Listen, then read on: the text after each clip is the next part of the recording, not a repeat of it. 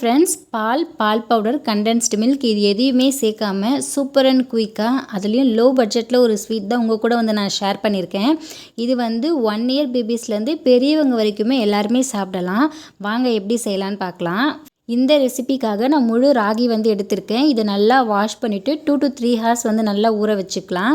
Over night வேணும்னா கூட நீங்கள் ஊற வச்சு எடுத்துக்கலாம். இதில் வந்து நல்லா தண்ணி ஊற்றி அரைச்சோன்னா பால் மாதிரி கிடைக்கும். ஸோ இதை வந்து ஃபில்ட்ரு பண்ணி எடுத்துக்கலாம். தேங்காய் பால் வந்து எடுக்கிறோம்ல, சேம் ப்ராசஸ் தான். ஒரு 2 to 3 டைம்ஸ் வந்து இந்த ப்ராசஸ் வந்து ரிப்பீட் பண்ணணும். ஒரு 3rd டைம் பார்த்தீங்கன்னா பால் வந்து டிரான்ஸ்பரண்ட்டாக கிடைக்கும். ஸோ இந்த ஸ்டேஜில் வந்து இந்த ப்ராசஸை வந்து நம்ம ஸ்டாப் பண்ணிடலாம். ராகியோட தோல் எல்லாம் பார்த்தீங்கன்னா அந்த ஃபில்டரில் வந்து ஸ்டெயின் ஆகிடும். ஸோ இது வந்து நமக்கு தேவைப்படாது. இதை வந்து தூக்கி போட்டுடலாம்.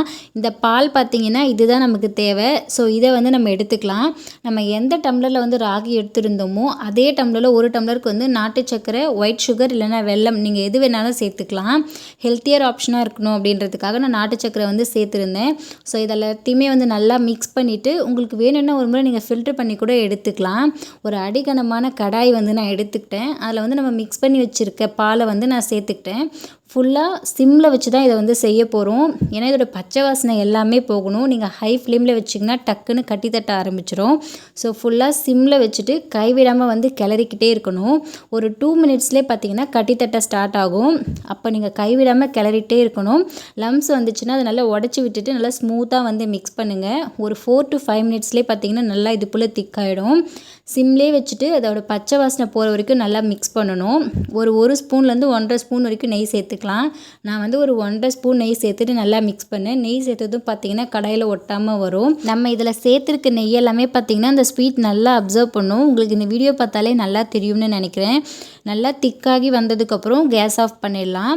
இது நல்லா சூடாக இருக்கும்போதே ஒரு பிளேட்டில் வந்து ட்ரான்ஸ்ஃபர் பண்ணிடலாம். எந்த பிளேட்டில் வந்து மாற்ற போகிறீங்களோ அதில் ஃபஸ்ட்லேயே வந்து நல்லா நெய் தடவிட்டு அதுக்கப்புறமா அதை வந்து மாற்றலாம். ஸோ டீமோல்ட் பண்ணும்போது உங்களுக்கு ரொம்ப ஈஸியாக இருக்கும். எல்லாமே சேர்த்துட்டு நல்லா லெவல் பண்ணிவிட்டு நல்லா ஸ்ப்ரெட் பண்ணி விட்டுடலாம். லம்ஸ் இல்லாமல் நல்லா ஸ்ப்ரெட் பண்ணி விட்டுடலாம். இப்போ இது நல்லா வந்து கூல் டவுன் ஆகணும். நல்லா சில்லுன்னு ஆனதுக்கப்புறம் நம்ம டீமோல்ட் பண்ணால் தான் நல்லா டீமோல்ட் ஆகி வரும். எனக்கு பார்த்தீங்கன்னா ஒரு 30 மினிட்ஸில் நல்லா சில்லுன்னு ஆகிடுச்சு. ஒரு கத்தியால் சைட்ஸ் எல்லாமே எடுத்து விட்டுட்டு ஒரு பிளேட்டை வச்சு ஆப்போசிட்டாக நம்ம திருப்பினோன்னா அழகாக டீமோல்ட் ஆகி வந்துடும். உங்களுக்கு எந்த ஷேப்பில் வேணுமோ அந்த ஷேப்பில் நீங்கள் வந்து கட் பண்ணி சர்வ் பண்ணலாம். இது வந்து சில்லுன்னு கூட நீங்கள் வந்து சர்வ் பண்ணலாம். நல்ல டேஸ்ட்டாக இருக்கும். குழந்தைங்களுக்கெல்லாம் புட்டிங்னு சொல்லி கொடுக்கலாம், ஜெல்லின்னு சொல்லி கொடுக்கலாம். ரொம்ப டேஸ்டி அண்ட் ஹெல்த்தி ரெசிபி. கண்டிப்பாக ட்ரை பண்ணி பார்த்துட்டு கமெண்ட் செக்ஷனில் சொல்லுங்கள். தேங்க்ஸ் ஃபார் வாட்சிங்.